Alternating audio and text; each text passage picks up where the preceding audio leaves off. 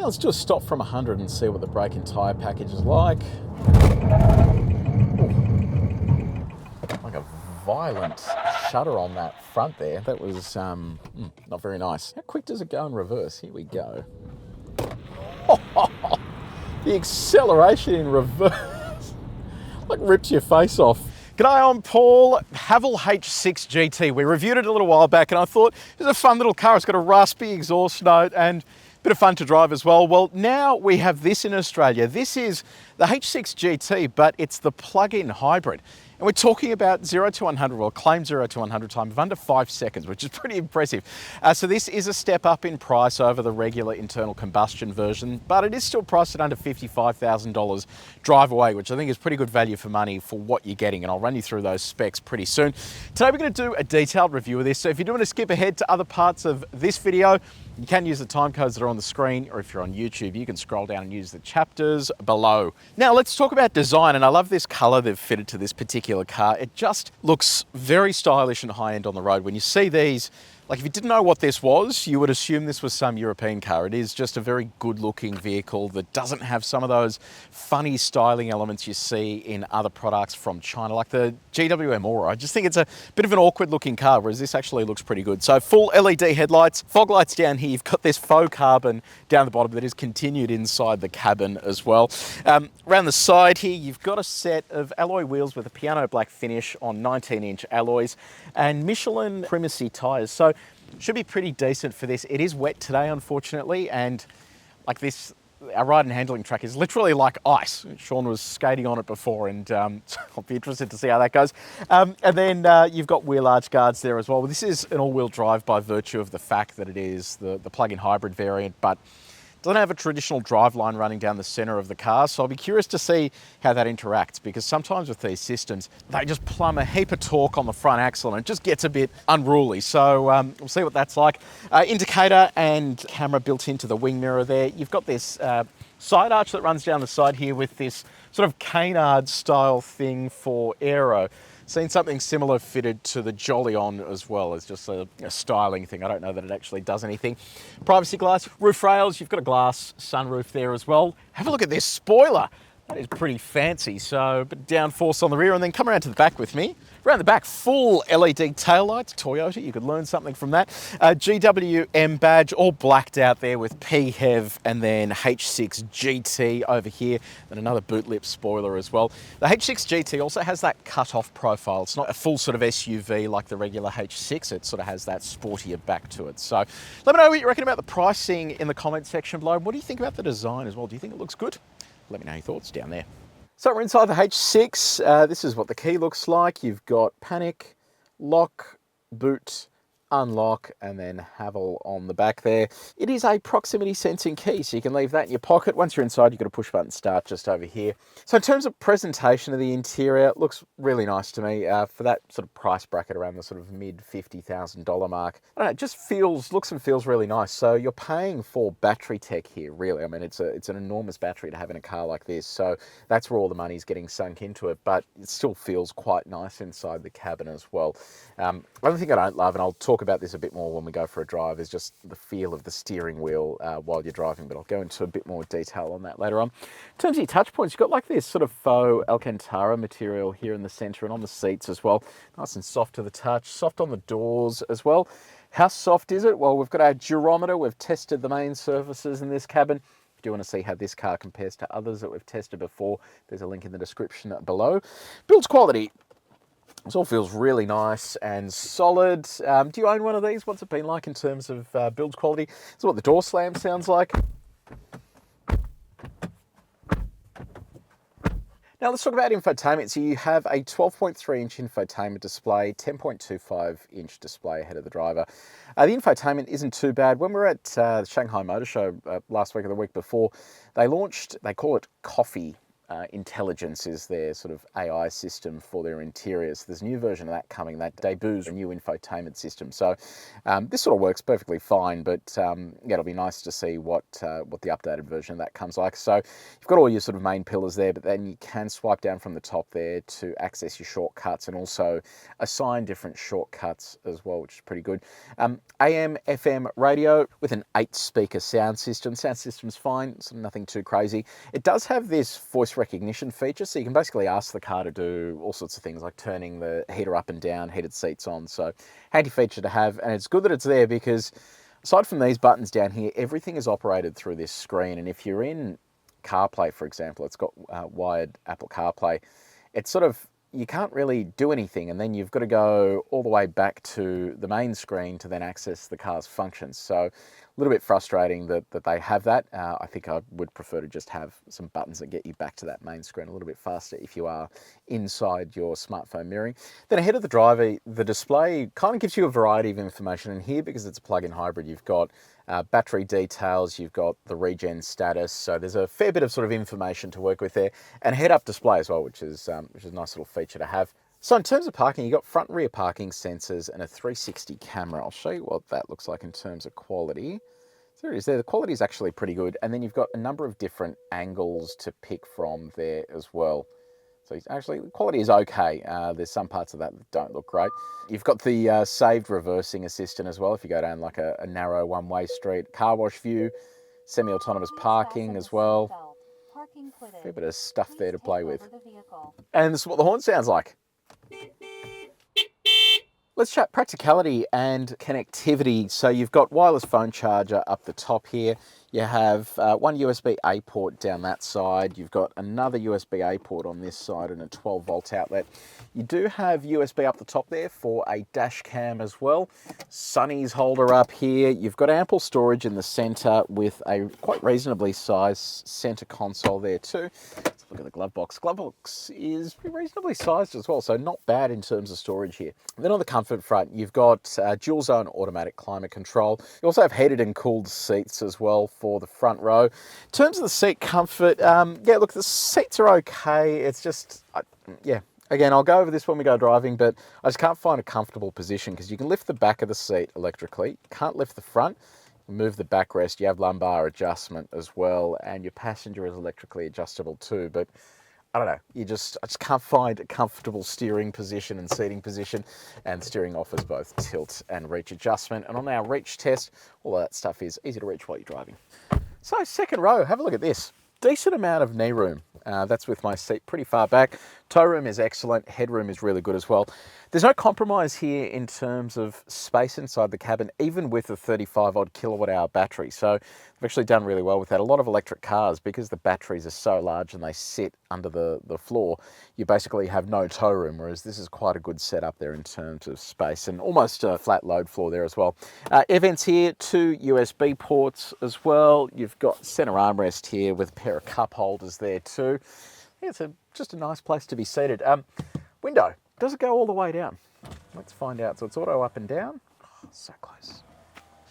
So cargo space, you have a power tailgate, and you've got around 400 litres to work with here. Unfortunately, it's just one of the side effects of the plug-in hybrid drivetrain. You've got spot over there for the cable, and then if you get this out of the way, no spare tyre either, you've got a tyre repair kit.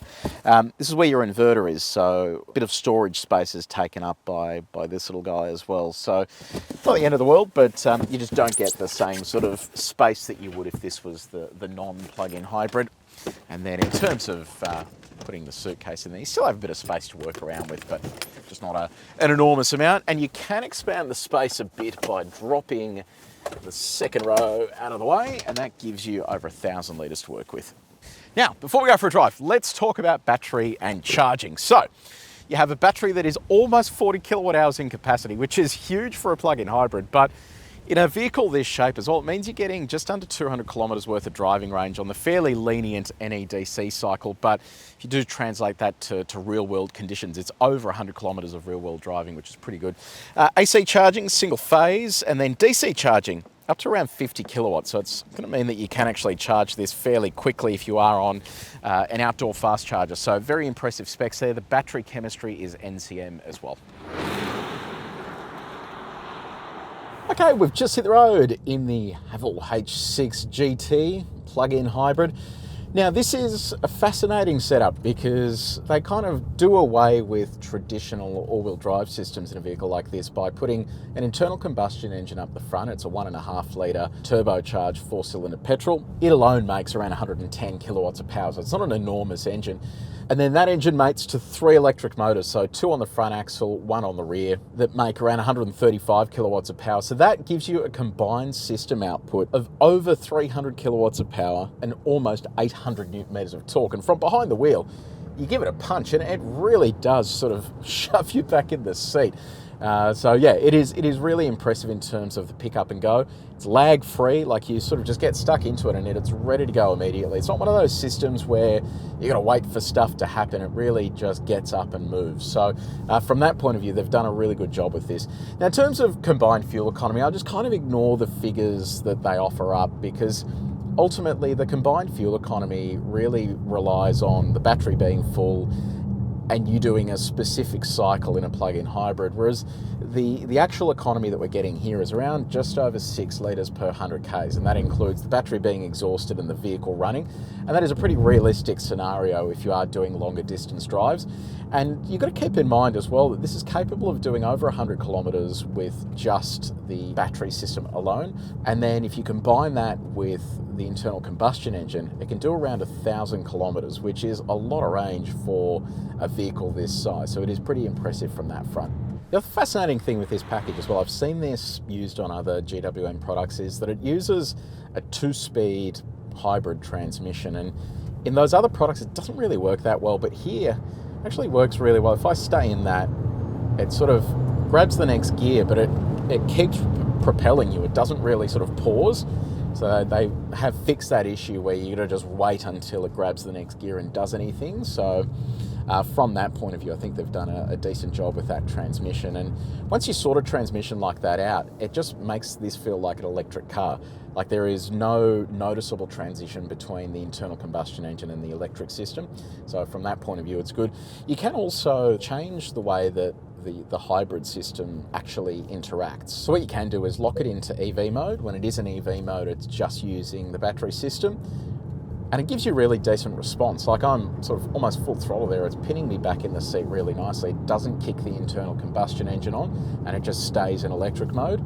If I go to EV priority, it'll basically stay in electric mode, but if I do sort of sync the boot in, the internal combustion engine will flick on there to give it a bit more assistance. And then intelligent hybrid, it'll move between those 2 modes. And in all of those modes as well, it has a level of regen. So you can actually see here when I roll out of the throttle, it gives me the percentage of regen it's applying and then plumbing energy back into the battery. So really well sorted system, but I think that brake pedal feel just needs a bit of work done to it because the brakes feel strong once you step on them, but there just isn't that feel through the pedal. Let's talk about the ride. So the ride is actually quite comfortable. For a sportier car, you would expect it to be quite firm, but it is fairly soft. So when you're in and around the city, hitting bumps and potholes and that sort of stuff, it feels pretty subdued and nice. I suspect when we go for a bit of a faster drive, it might feel a little unruly because it does feel quite sort of floaty. And a lot of that will come back to the amount of mass this vehicle is carrying and making it try and feel a little lighter than it is. You dial in a bit of softness, but that'll affect it when it comes to handling. Now let's see what the body control's like. We're going to jack the speed up to 130. Unfortunately, it is very wet out there today, so it'll be interesting to see how we go when the speed picks up. But 130, maximum speed limit in Australia. And our sine waves here give us a good indication of what body control is like when speed picks up. Got to keep in mind as well that, oh yeah, that's fairly floaty. You've got to keep in mind as well that GWM has just hired Rob Tribbiani, who was the former ride and handling chief of Holden. So it'll be interesting to see what he does with this, because this is an interesting proposition. It's a heavier vehicle, so there's a lot of sort of mass to work with, and it's very quick. So you've got a couple of complications there to make it handle. So we'll see what he puts together in the final tune. Now, rough road time. So we do this at 90 k's an hour. gives us an indication of what the suspension is like on a shocker of a road, and we have a condensed sine wave in there as well. So there's 90 k's an hour. Actually feels really quite comfortable. See what it's like over these condensed sine waves. See if it still has that body control. Actually feels really good. They've done a good job with that. They've tuned the ride really nicely. It's not sort of too firm. It's quite sort of comfortable over this type of choppy terrain. Okay, so in terms of drive modes, you've got normal, eco, sport, snow, all-wheel drive, mud, sand. Let's go to sport. Like I said, it is very wet out there today, so we'll see how this goes. But my goodness, it pins you back in the seat. We'll see how it goes around the ride and handling track. Yeah, first turn here is sketchy as, so if we can actually get around there. Yeah, a little bit of understeer there, but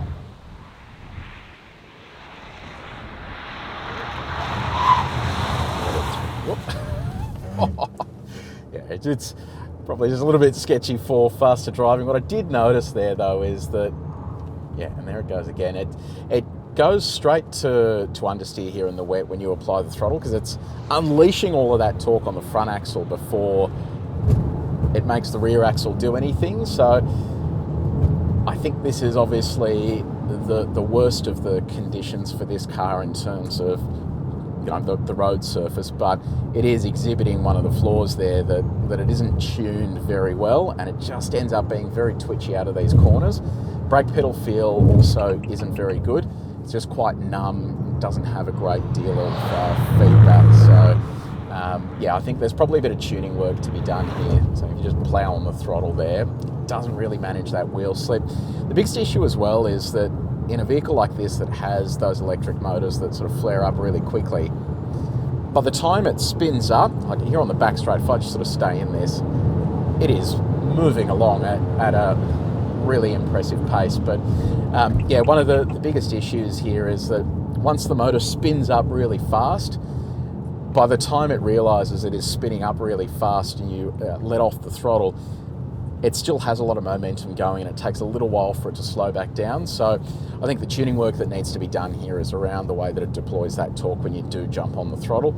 It needs to be able to give you the punch on the front axle, but it really does need to send some of that to the rear so that it just feels nice and stable out of a corner. I think that, you know, the mix of quite soft suspension and that sort of little unruly setup there with throttle response just needs a bit of work, especially here in the wet. I think in the dry it would be much better, but you're not always going to get those conditions, and if you do just jump on the throttle out of a corner, it is going to feel a little bit sketchy until the system sorts itself out. Now let's talk about road noise. So coarse chip road, highway speed, you do get some noise coming into the cabin. It's not overly refined. There is wind noise as well, but today it is so windy out there, so I think a lot of that is just because it is actually quite windy outside, as opposed to this not having that decent wind buffeting insulation. We put it up against our calibrated sound meter, and this is how it went. If you do want to see how this car compares to others that we've tested before, there's a link in the description below. Now, visibility, I can see clearly down the front there. We've got a great head-up display, big wing mirrors, and visibility out the rear isn't amazing. It's quite a sort of narrow envelope there. This could definitely do with one of those digital rear view mirrors, just to help sort of see out the back, especially if you have someone in that centre seat.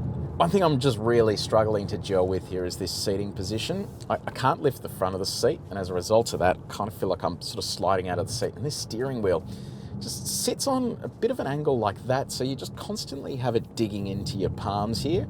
You just can't hold it comfortably. Yeah, it's really weird. Even though it does have sort of tilt and reach adjustment, I just can't get a comfortable grip on it, which I just think they need to improve. I've found this on a couple of their other cars as well. Okay, so it's time to test the semi-autonomous systems. We do this at 70 k's an hour on the bowl to see what the lane centering system is like, and then how it performs on the 3 outer lanes. It gets progressively harder when we get to the outermost lane. So I'll switch this on, 70 k's an hour.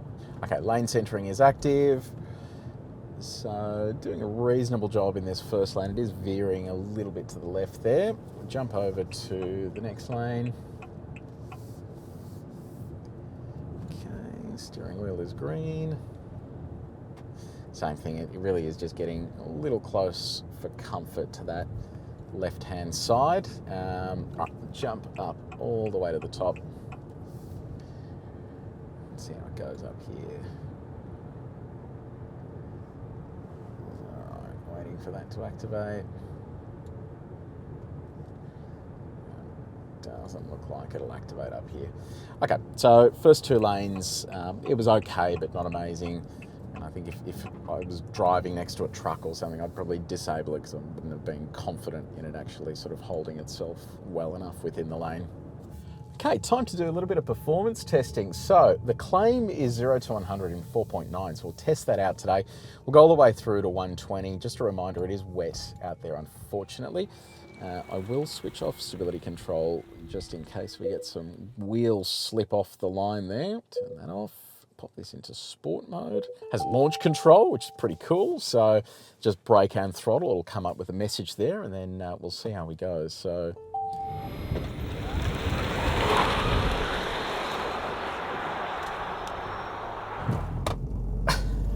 Oh, that is quick.